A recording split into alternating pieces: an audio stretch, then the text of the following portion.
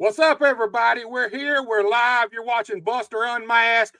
We're a few minutes late. You know I don't like to be late. I always like to be on time, but we was having a little technical difficulties with one of the links. But we're all good right now. We're here. Like I said, we got a huge show for you. Look, man, my guest I'm fixing to bring on, this dude has done everything there is to do in the wrestling business. He's been a wrestler. He's been a booker. He's an owner. And he's one of the driving forces at Osceola, Arkansas's Mid-Southern Championship Wrestling. None other than 187, Mr. David Clapp. David. Hey, Buster, thank you for that intro. When you say driving forces behind MCW, you're absolutely right. Because if it wasn't for me, MCW probably would have shut down when LaFonce gave it to Harry. Ooh, we're getting right to it then, huh? That's right. I don't pull no punches. Well, look, I'm glad of that, man, because look, speaking of Harry, you know, I had Harry on about a month or so ago, about a month and a half ago, probably. And this was right after, like 2 weeks after, you had left Harry laying in the ring. So, look, I'm going to tell you what I'm going to do. I'm going to bring up a little graphic. And then let's talk about that, dude. This is your brother, man. You and your brother been tight, thick as thieves. Now, this ain't the first time y'all have had issues. But here, like, man, the East Coast Bad Boys was back. Y'all were doing the thing. Y'all were kicking ass, winning titles, and then boom, you do this, man. I need you to, you brought it up, man. So explain to me what we're looking at here, dude. We are looking at me standing over my little brother with a cookie sheet after I waffled him with it. But so go ahead, Buster. Well, let me ask you this, man. What brought this on? Like I said, you guys were, the East Coast Bad Boys were back, man. Y'all had been on a roll, Bluff City Tag Team Champions. Y'all had been going everywhere wrestling. Man, it seemed like everything was smooth as silk, and then boom, out of nowhere, you make the turn, man. What brought this on, David? You want the truth, Buster? The truth is, we were the East Coast Bad Boys. You're absolutely right. We were on top everywhere we went. We were on top. We were a tag team that was competitive. Then we have issues. I turned on them. I did my own thing. Then we come back together and we make it, we reunite. And what do I hear? All I hear is how he is broken down, how he's not reaching for the brass ring anymore. Now he's just getting content. Well, this big brother right here, 187, I'm not content with being second best everywhere we go. I want to be the best. And if he don't want to be the best, then I sure don't need him on my back riding my coattails, because when we were the East Coast Bad Boys, when we were on top, we were on top. We never cried about anything. We never bitched and moaned. All we did is went out there and we earned everything we got. Well, now it's not about earning anymore, Buster. And now it's about, oh, let me just sit back. Oh, I'm not going to be able to wrestle no more. Oh, you know, everywhere we go, he wants to cry and complain about how his body's beat up, how he's broken down. That's not what the East Coast Bad Boys are all about. And somewhere deep inside, he lost that. He lost what the East Coast Bad Boys are actually all about. Well, look, man, you know, there's two sides to every story, you know. That's your side. Harry kind of had a take on it as maybe you were jealous or even greed. It's all about, is it about control of MCW? Is that what it really is all about? Who really is the top dog and who has the say in MCW? Is that what this whole thing's about, dude? Well, it's not about MCW. It's about who's the top dog between me and my little brother. That's the thing. I'm a competitor.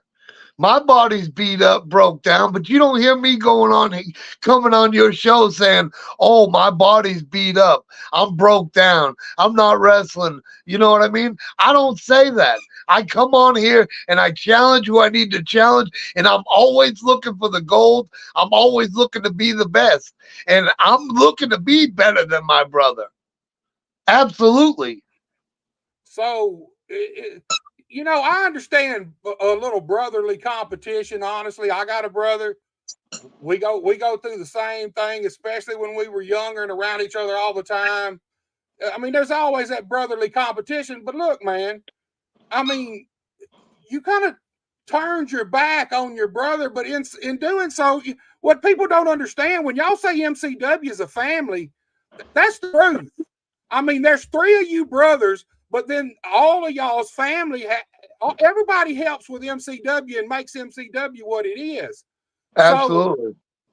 so here's the thing. In your eyes, Harry just couldn't keep up with the big dogs anymore. Absolutely. Now, Look, he's a great competitor. He's a great competitor, don't get me wrong. But he's getting lackadaisical and he's content with being what he is. And that's owner of MCW slash half owner of MCW and the one doing the PR and everything. He's fine with talking to people and bringing people to MCW. He's fine with that. I'm not fine with that. I want to be the best. I want to own 10 MCWs. I don't want to own just one. I want to own every damn place. Yeah, there ain't nothing wrong with that, man. But at the end of the day, I mean, he's your brother. And look, here's something. Your brother left a comment on me on the last show me and him did. I straight up asked him, man, I said, look, is there ever going to come a time when he's gone too far and there's no coming back? And, he hit me with the most truthful, most realist answer I think I've ever heard. He looked dead in the camera, looked dead at me, and he said, Buster, I'll always take him back. He's my brother. So here's my question. Knowing that, do you feel like now that maybe you did cross the line, or do you still feel justified in the way you handled the situation? Absolutely. I feel no remorse. I absolutely feel fine about the way I handled it because the way I handled it is the same way he would have handled it if he stepped up and started to compete at the level that we can compete. He has to be on my level. I can't carry him no more. I've trained him. I've brought him with me everywhere I've ever been. Memphis wrestling. I mean, we've wrestled the Who's Who. We've wrestled Jerry Lawler. We've wrestled Mabel. We've wrestled. I mean, there's a number. I mean, there's 30 years in the business. We've wrestled a number of people, but he's slacking. It's not only the slacking part of it, but he's content with doing exactly what he's doing. And I'm going to leave him in my dust straight up. Well, look, man, I got another photo I want to bring up, man, and I want to get your reaction to it. After that, what you just said and what I just told you, man, he said, he's my brother. I'll always take him back in open arms. No matter what he does, I'll always take him back. And, let me just pull this up and then let's go from there. And you can tell me what you're thinking and what your thoughts are about this. That picture right there, man, that's you and your brother. That's you and Harry, man. That's a long time ago. How many years ago? That's probably about that been? Probably about 15, 20 years ago. 20 years ago. Y'all been tag teaming your whole life, dude. Absolutely. And that picture right there, I see two hungry, young, competitive people. He was on my level. He came ready to fight every day. He had no complaints. He didn't bitch and cry. He straight up came to fight and ready. He came ready, and he's not ready no more. And this Friday night, in this casket match we got, I'm going to show him exactly what level I am on compared to what level he is on. Because at the end of the night, Friday night, we will bury this, but it ain't going to be the way he likes. I'm glad you said that. Now, look, I got some graphics for the whole card this Friday night, and we're going to get to those. closer to the Yes, end of sir. the show. Y'all got a big show coming up. Nightmare Before Christmas. From what I've seen, there's 6 matches. All of them have some kind of stipulation, all big matches. But look, let's stay on subject right now. I got another picture I want to show you because there's not just 2 of you guys. There's 3 of you brothers. So tell me what you feel when you look at this picture here. Well, Buster, honestly, that was one of the best times of my life. I had both my brothers on my side. I felt like we were all on cloud 9. We took care of each other. We looked out for each other, and that kind of brings a smile to my face. I love my brothers. I do. Don't get me wrong. I love my brothers. But sometimes they have to learn a lesson the hard way, Buster. And that's all it is a lesson. So basically, you're just saying Harry needs a kick in the ass, is what pretty much what you did. Absolutely. Well, let me ask you this, man. Harry did come on here and he said he's got some injuries. He said he's not long left his career. He don't have much longer left in the ring. What about you, David? You've been in the ring even longer than Harry has. You were the first brother to start this. You were the first one to jump in the wrestling business. How are you feeling, and do you think you can keep this up for many more years? Well, how I'm feeling right now today, I feel pretty good. Tomorrow might change. The next day it might change again. But I will always be ready to put on a show and to always give the fans everything that they pay their money for. And whether that means taking care of one of my brothers or both of them, or that means taking it to the champion, whoever that may be, or if that means beating one of the fans up, if that's what I got to do to maintain this level, then that's what I'm going to do. Now, as to how much longer I have, I honestly don't know. I don't have too much longer either. But as long as I'm here and as long as I'm part of MCW, I'm going to make my brother's life a living hell. Man, that's a bold statement, dude. And like you said, y'all got a huge match coming up Friday night, man. A casket match. I've seen that. Usually, normally, the casket match ends everything. It ends the feud. It ends everything. Are you prepared to stick your brother in the casket and close the casket?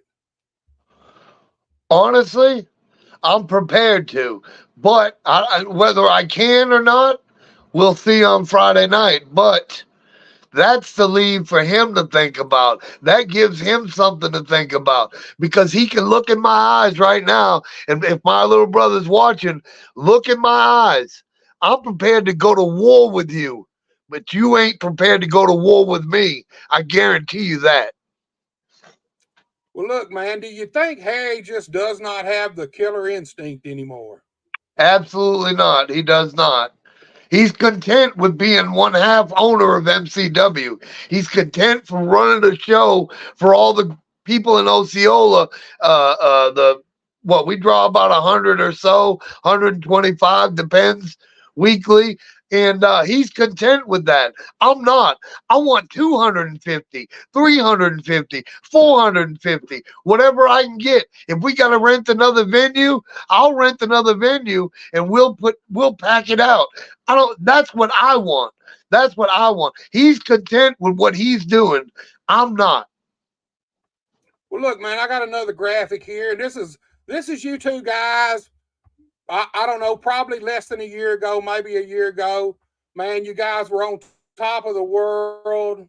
You were Bluff City Tag Team Champions. That's a nice picture right there, man. Tell me what you were feeling right then at that moment, David. I was absolutely uh I don't really know what to put into words. I was absolutely happy. I was happy on one hand, but I was sad on the other. I was absolutely happy that me and my brother went out there and we took it to the Bluff City Tag Team Champions and we came away with the tag team titles. But on the other hand, that's when it started going downhill for me. because that's when he started complaining and making up excuses. Oh, we're the champions, but I don't know how long we'll be the champions. I don't know how much longer I can do this. I don't.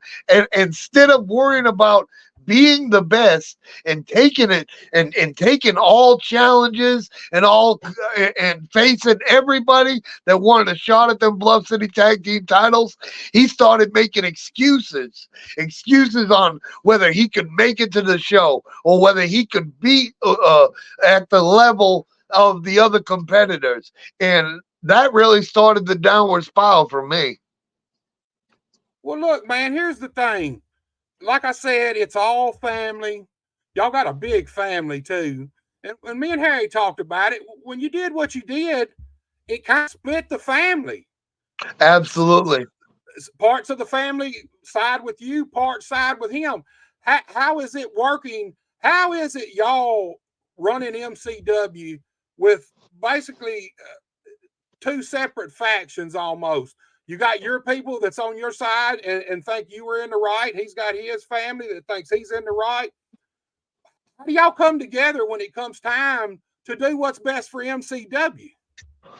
Well, me and my people take care of like the backstage stuff. I still book. I still get the show going, you know, and his people takes care of the kissing ass and talking to all the fans and catering to the hillbillies in Osceola. See, that's the problem is he worries too much about the hillbillies in Osceola to worry about the main job, and that's giving them the best product we can give them. Yeah, that's the thing. You guys have always the one thing, and like I said, this ain't the first time y'all been on opposite sides of the fence.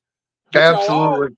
y'all always seem to do what's right for MCW. No matter what's going on between you guys, y'all seem to do what's right for MCW. So look, that brings me to something. Y'all been doing some big things in MCW, man. Y'all doing a lot to help the fans, help people in general. Look here recently, man. Y'all had a big coat drive for veterans. Yes, sir. Big write up. You had a big coat drive.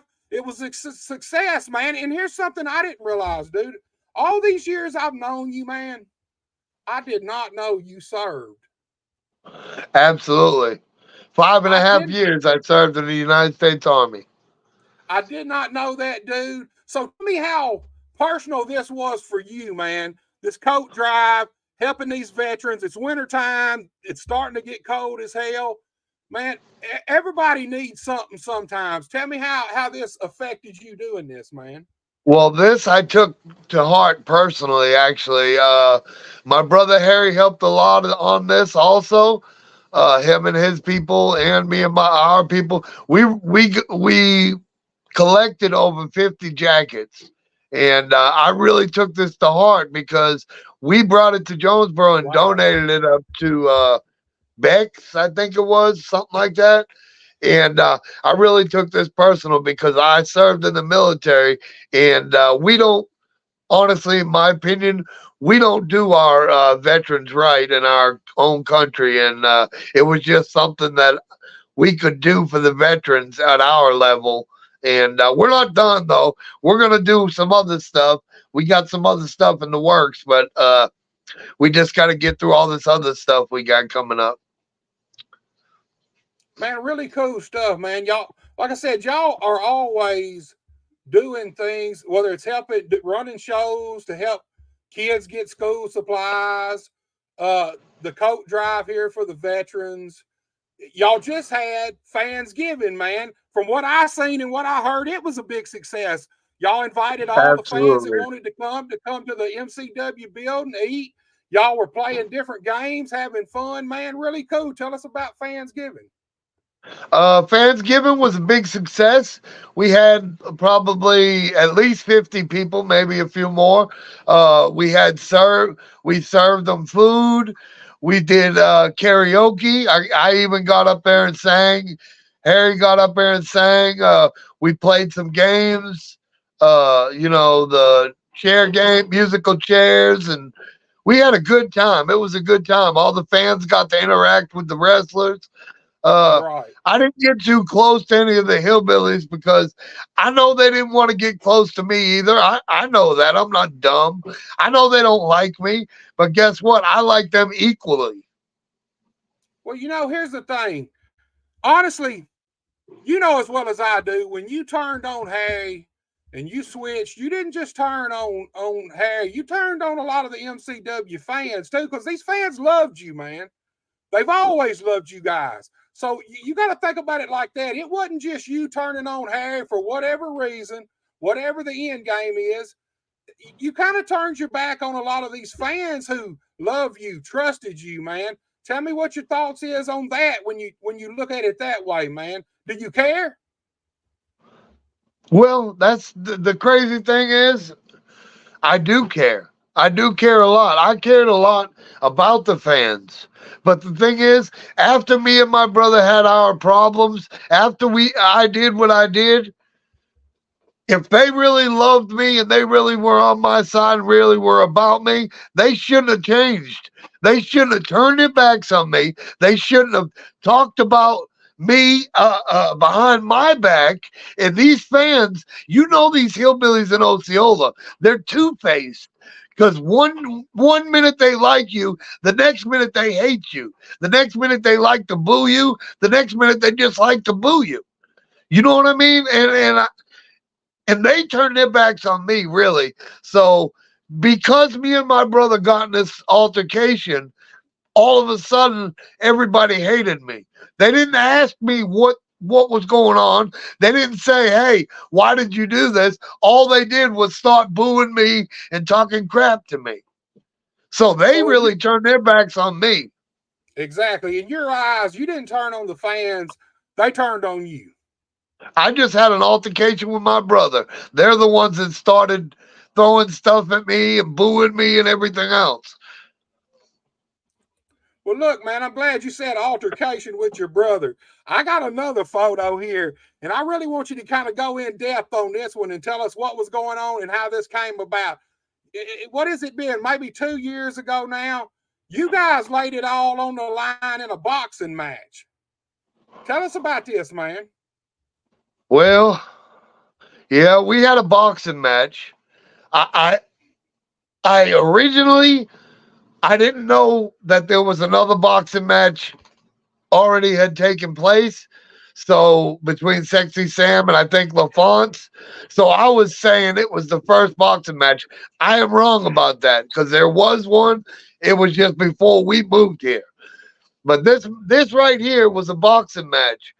And when I told my brother, I said, "You go out there, you lay it on the line, you give me everything you got, I'll give you everything I got, and then we'll be fine afterwards." But all he did this whole time was sucker punch me behind the referee's back, got me in the corner, was giving me low blows. And the thing, I thought it was going to be a good pure boxing match because I'm a skilled boxer. Now I don't know if you can tell by my physique, but I'm a skilled boxer. I could have beat him easily. Instead, he wanted to try some dirty stuff, but I don't cry about that. I don't cry about that. Me and my brother went out there. We laid it all on the line. The headgear was for his protection, not mine. But we laid it all on the line, and we gave it everything we had. And I think I won the match. Well, a lot of people don't realize it, but boxing training and everything's a lot different in pro wrestling training and pro wrestling. My dad, all my uncles were Golden Glove boxers. Obviously, All I right. went the wrestling route. When I was young, Absolutely. they trained me in boxing here and there a little bit. Let me play around and stuff. It's a whole different monster. So look, did you train for this when y'all had this fight? Did you train like a fighter? Absolutely. Absolutely. I trained like a fighter. I went on a diet. Believe it or not, I lost a few pounds, even though that's a bad picture you put up there, Buster, because I really wasn't that heavy. But you can look at me and tell that I had a little gut on me. Look, man, believe it or not, Harry doctored that fucking photo right there, dude. he sent it to me. He said, "Look, man, you put this on here." No, that's what I found, dude. I was look, when I do this, I have to go through Facebook and scavenge all this stuff. And I was coming across that. I almost forgot about it. And I seen this picture and I thought, well, man, I got to pull this up, man, so people can see y'all are straight up brothers, just like me and my brother. It ain't the first time y'all fought. And it more than likely, I don't know now. Y'all got the big casket match coming up, but brothers fight. Brothers fight. They make up. They fight again. They make up. And that goes back to Harry saying he'll always take you back. Do you feel the same way? No matter what Harry was to do to you, suppose the tables were turned and flipped over, and Harry did to you what you did to him, would you be able to honestly say he's my brother? I'll always take him back. Well, if he puts me in that casket, I'll never be able to forgive him. Dude, I mean, that's the match. Somebody's got to go in the casket before the night's He's up. gonna go in it. He's gonna go in it. But if he flips on a banana peel and puts me in that casket, I swear I'll never forgive him. So you're all right with putting him in the casket, and if that happens, surely he should just open his arms and take you back when you're ready. But if he puts you in that casket, y'all done. It's over from that point forward, right? Absolutely. Damn, I think that's only right. I'm the big brother. I think if he puts me in that casket, that just shows he doesn't care about me. Man, that's the greatest shit you've ever said or anybody. I'm the big brother. Look, my brother is 18 years older than me. He was 18 when I was born, and I've been hearing that my whole life. I'm the big brother. You got to listen to me. I'm the big brother. Man, now look, from that perspective, I know where Harry's coming from, man. There ain't no doubt. Sometimes I want to punch my brother in the face, dude. No matter what's going on, he always thinks he's right because he's the big brother. Just simple as that, man. Absolutely. I've lived life longer. I'm older. That means I've been through more than him. I'm bigger than him. I trained him. So what other reason should it be that I shouldn't win this match?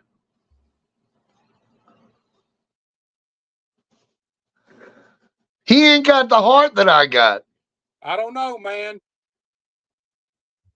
And you think that's what it all boils down to? You still want it more than he does. Absolutely. Look, we're talking about you being a soldier. And like I said, David, all these years, I did not know that. It ain't like that's something you talk about.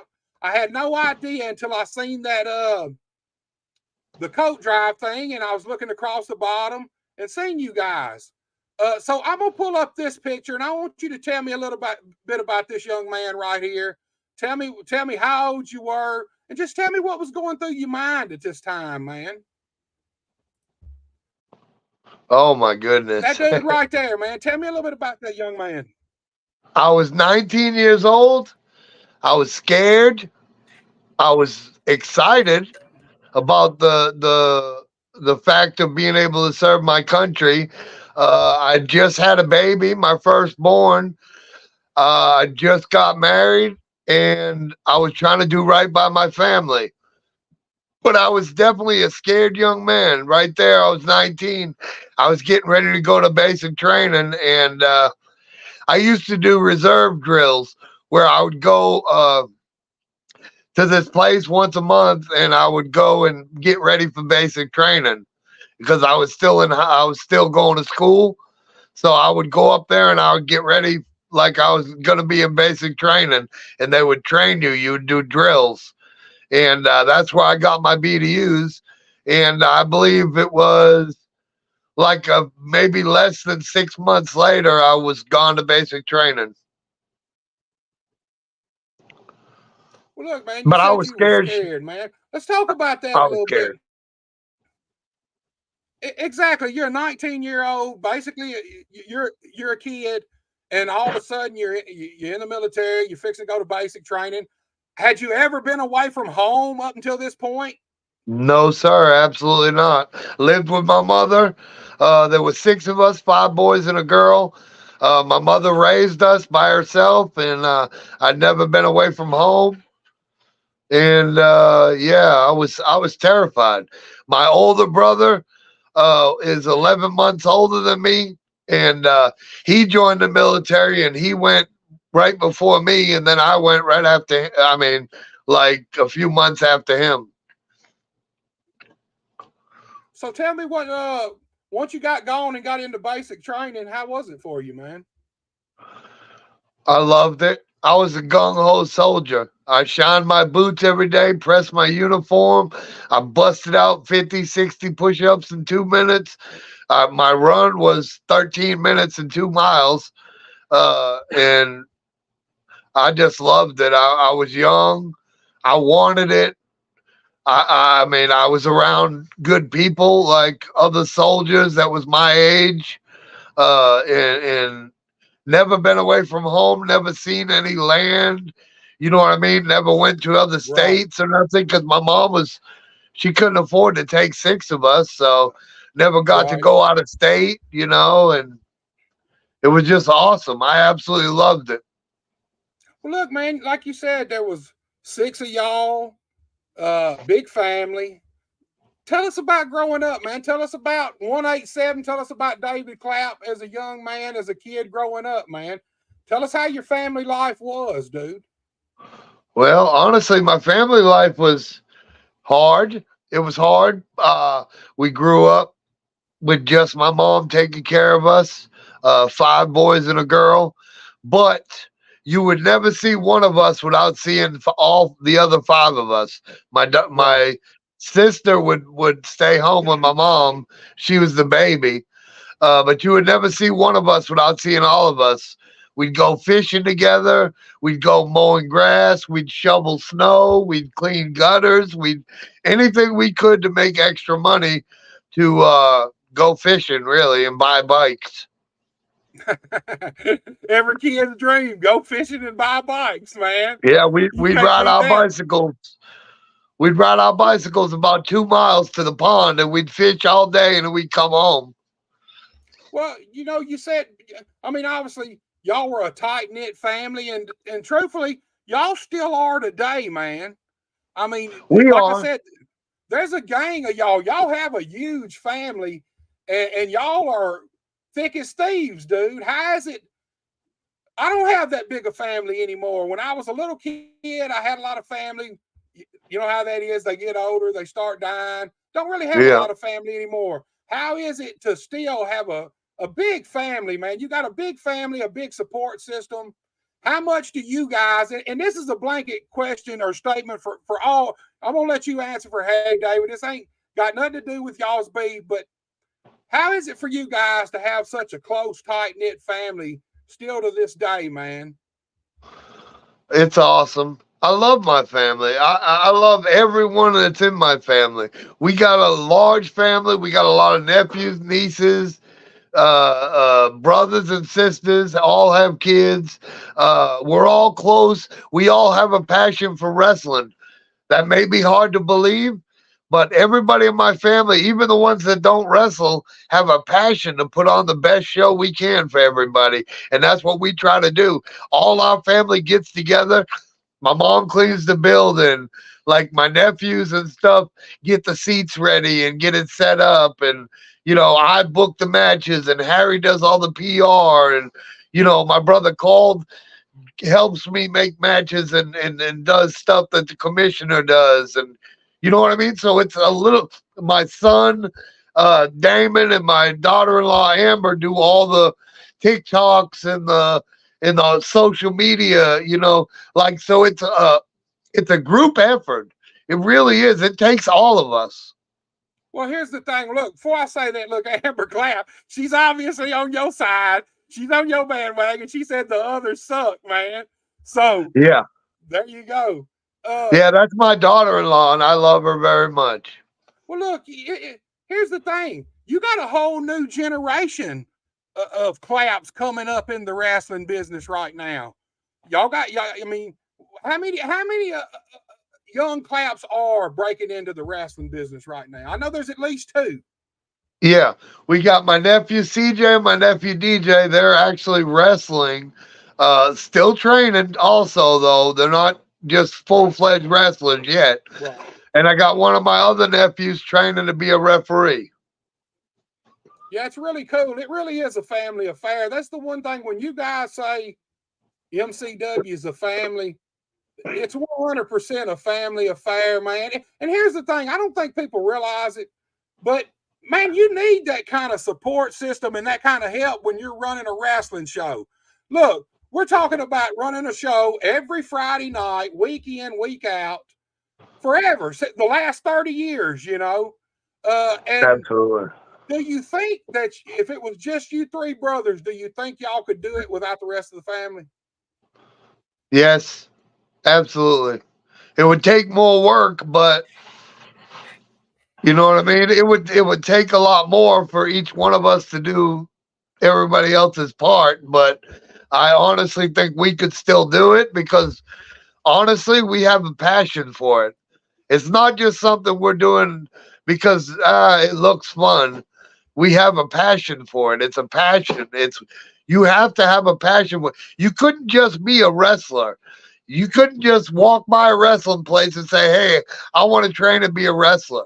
You have to have a passion for it because the abuse your body takes and the amount of work it takes driving from one show to another, making the money you make. I'm not going to talk about that, but you and I both know what I'm talking about. It's just, it would just take a little bit more effort. Dude, I don't think it's no secret to anybody out there nowadays in the wrestling business. You look at the indie level, you ain't really making no money unless you No, unless you you ain't. get unless you get a break, get signed somewhere. But that's Yeah, what it's all about for most of these guys. It's a dream. It's a dream for most guys. They break into this business. You don't realize what it actually takes and what you're going to have to sacrifice just to be in this business until you're in it, and then it consumes your whole life. Because absolutely. here's the thing: it ain't just you. If you have a family, it consumes a lot of their life too. Absolutely. You know, David, there's something else. Go ahead. Go ahead.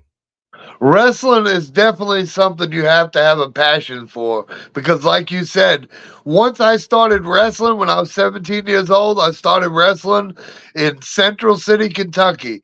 I started wrestling and it's been in my life ever since. I wrestle every weekend, sometimes during the week, and you know, even when I was in the military, I was the mercenary.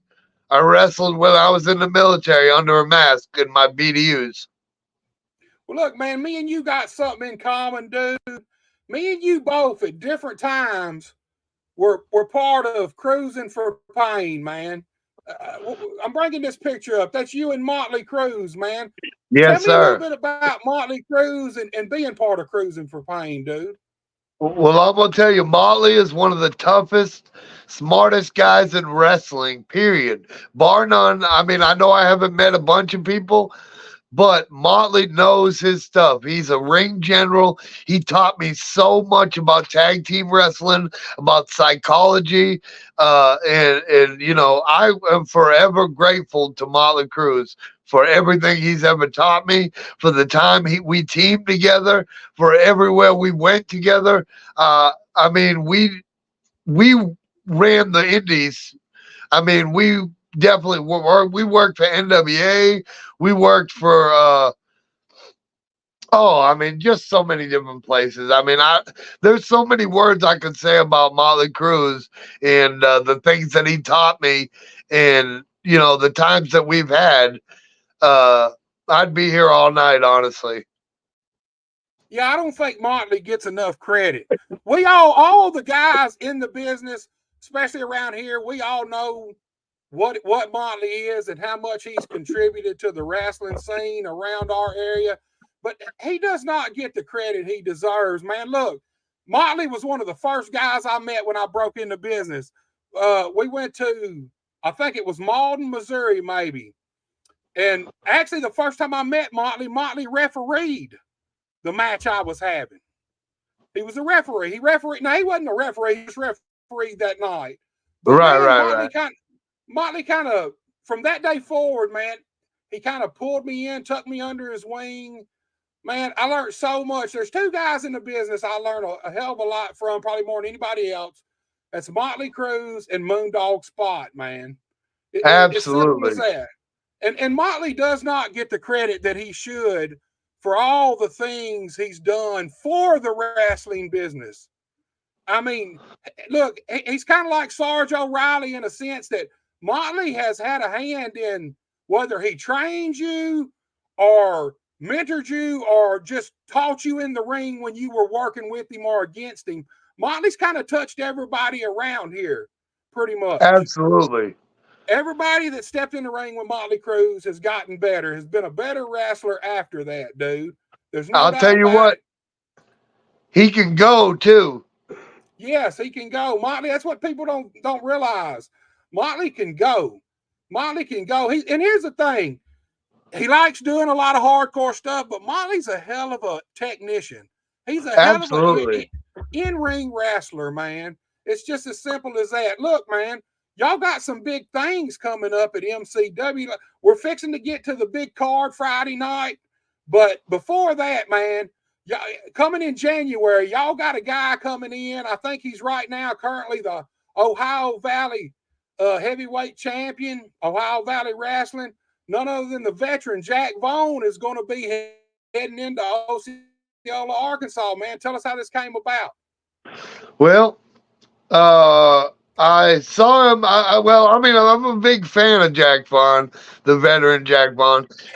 Anyway, we messaged each other a little bit, and I messaged him and told him about a show we were having and stuff, and would he be interested in being a part of it? He says OVW's gonna start booking him for weekends and stuff, but that because it was a prior booking that he could still come. So January 12th, the veteran Jack Vaughn will be at MCW, and he will be there to sign autographs and be there to wrestle also. But it's very important that we spread the word about this because he is the Ohio Valley Wrestling OVW heavyweight champion. Right. That's a big deal to have him there. And for everybody out there, a lot of people on Facebook and stuff, he's not just a wrestler. This guy put some of the funniest fucking videos out there about people you meet in the wrestling business, super kicks, just about everything that really goes on in the wrestling business, man. He makes some of the funniest fucking vignettes and shit that you ever want to see. Go pull him up, y'all. Go pull him up on Facebook, on YouTube, and go watch some of these videos he makes. They're hilarious. He's a funny ass dude, and he's a hell of a wrestler too, man. Yeah, absolutely. And we look forward to January 12th, where Jack Vaughn will be at MCW. We look forward to that. Really cool, man. Look, we're fixing to get to the big card Friday night. But before we get there, I got a thing I want to, I started this thing off with a news clipping of you standing over Harry, but I got another little tidbit from, I guess it was this past Friday, this weekend. Yeah. Tell me about that, man. Tell me about that. It looks like you kind of begging off from Harry, man. Well, the truth is I saw him with a stop sign. I was trying to use my smarts, trying to use some psychology, and I was gonna bait him in a little bit. I was gonna bait him in, and I was going to jack him up. That's the truth. I don't really know what else to say about that picture right there. I was not begging. I'm not afraid of Harry. I'm not, he couldn't lace my boots. I'm going to tell you that right now. But I wasn't begging right there. I was baiting him in. Well, look, man, you can't really see it. I couldn't figure out how to blow it up, but this is kind of the culmination that takes y'all to this casket match. So let's go on and pull these graphics up. It's got the matches on it. And let's kind of run through them and let you tell us a little bit about what's going to happen this Friday night, man. Let me get this pulled up here for everybody. And let's talk about the things going on. Right here, man. The Nightmare Before Christmas, Friday night. Y'all got what, 6 big matches? Yes, sir. Tell us. You can you hear me? Yeah, I got you. Oh, okay. Yeah, first match is going to be a straight jacket match. And the way to win this match is to put your opponent in the straight jacket. The first person to put their opponent in the straight jacket is going to win the match. Okay. That match is going to be between 911 and CJ Money. And these two have been feuding now for a few weeks. It's gotten a little bit personal. Yeah, it's definitely gotten personal. I've been somewhat keeping up with what's been going on at MCW as best I can. It's been a while since I've been there. That should be a hell of a match, man. You got to put the guy in the straitjacket to win the match. Yes, sir. The first one in the straight jacket loses the match. Okay, take us to the second match and tell us what's going on. The second match is going to be a triple threat match, tables match. It's going to be X versus Zach Daniels versus Austin Wrathchild. Now, Austin Wrathchild was attacked by Zach and X in a match 2 weeks ago, who was injured last week. That's why he wasn't at MCW, but he was attacked. But this past Friday night, Zach Daniels and X ain't on the same page, and they went to blows. So we just decided to throw this thing together. Austin Wrathchild got put through a table. Let's give him a table to play with. Let's put it in a triple threat match. X, Zach Vaughn, X, Zach Daniels, and Austin Wrathchild in a triple threat tables match. So somebody's definitely going through a table Friday night. Somebody's going through the table. Austin Wrathchild is looking to get his revenge or his payback on X and Zach Daniels for putting him through a table 2 weeks ago. Tell us what we're going to see next, David. All right, the third match is going to be a last man standing match with the challenger, Bloodhound Balor, taking on the champion, the junior heavyweight champion, Dorian Vane, in a last man standing match. And these two have been beating the hell out of each other every week now for the past 4 weeks. They have beat the hell out of each other. So we just decided to throw them in a match, and we'll see who the last man standing is. The last man standing will be the junior heavyweight champion. A lot on the line in that match. I'll tell you something. I've been keeping an eye on Dorian Vane, man. I like that guy. To me, he looks like an old school boxer almost. I really Absolutely. like him. I like his style. I like his build. He's good in the ring. And every time I see him, man, I think, man, he looks like an old school boxer, like Tommy Hearns, Marvelous Marvin Hagler or somebody. Marvin Hagler. Yeah, Marvin Hagler. I tell you what, Dorian Vane's come a long way. He wanted that junior heavyweight title, and he went out and he got the junior heavyweight title. And there ain't been nobody else to be able to take it away from him. Now we'll see if Bloodhound Balor's got what it takes. Tell us what we're gonna see next. All right. Next, we're going to have an MCW Legacy Tag Team title match between the challengers, Derek King and Don Montana, taking on the veteran team of the LA Hustlers. Don Montana and Derek King coming up short the last few weeks, trying to get the tag team titles off of the LA Hustlers, who's had them now for the past 4, 5, 6 months. Nobody's able to take the Hustlers down. Will Derek King and Don Montana be able to? Well, you won't know unless you come on Friday. Hey, that's a main event match anywhere you cut it. That match right there could be a main event anywhere, any place, any show. That's going to be a hell of a match right there. Derek, and I love Don. I love Don Montana, man. He's a hell of an athlete. But the Hustlers, the Hustlers always do what the Hustlers do, and they seem to win, man. Absolutely. That's what I'm saying. There hasn't been a tag team or two competitors put together that's been able to knock the Hustlers off the throne. MCW Legacy World Tag Team titles on the line Friday night. Okay, I see we got a heavyweight title, legacy world heavyweight title match on the card too. Absolutely. And that is the main event. The MCW Legacy World Heavyweight title will be contested in a no disqualification match. Jason Vaughn, the MCW Heavyweight Legacy Heavyweight Champion, taking on Tommy Too Good. Now, this stemmed from, if I could just say, God rest his soul, Smitty passed away. Jason Vaughn wasn't very kind to Tommy Too Good.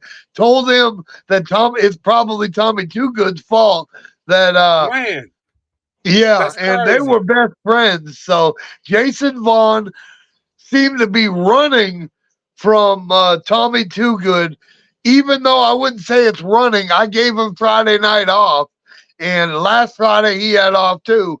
Um, and I would say Tommy Too Good is frothing at the mouth to get his hands on Jason Vaughn after he talked about Smitty passing away like that. Oh, I imagine he is. Jason Vaughn better be on his P's and Q's because Smitty and Tommy Too Good were thick as thieves, man. They were tight as fleas on a dog. And I can just be willing to bet that Tommy's coming out guns a blazing, man. Absolutely. He asked for this no disqualification match, so that tells you where they're going to go. Okay, that brings us to the match, man, the casket match. Look, man, you, Harry, it's time to settle it all.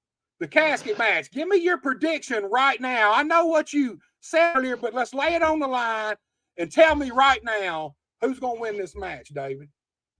Absolutely, no doubt about it. I will bury this feud with my brother. I will put him in the casket and I will shut the lid on this beef. And after this, when the smoke settles and all that, we will still be brothers. I will love you. You can love me, but there will be no more. No more matches between us.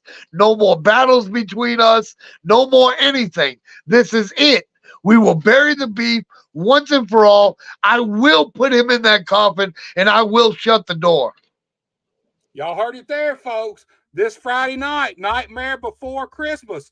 6 huge matches, all different stipulations. Casket match, world heavyweight title match, table match, straight jacket match, last man standing match. Come see this show. David, I got to start tightening it up. We got to wrap up, man. I got to start tightening up my times for Genesis TV.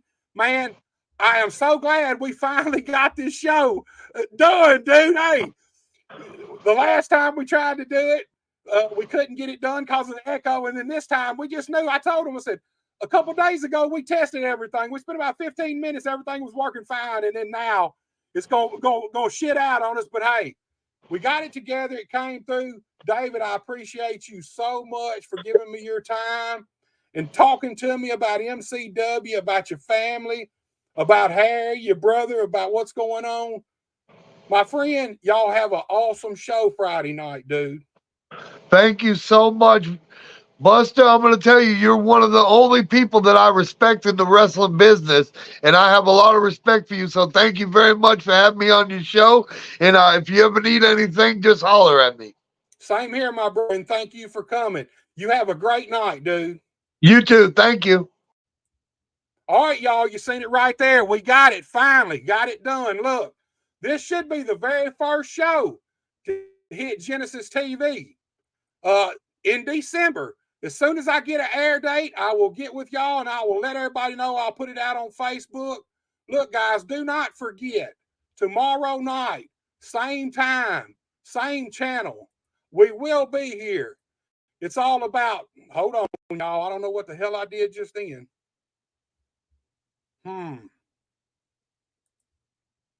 All right, here we go.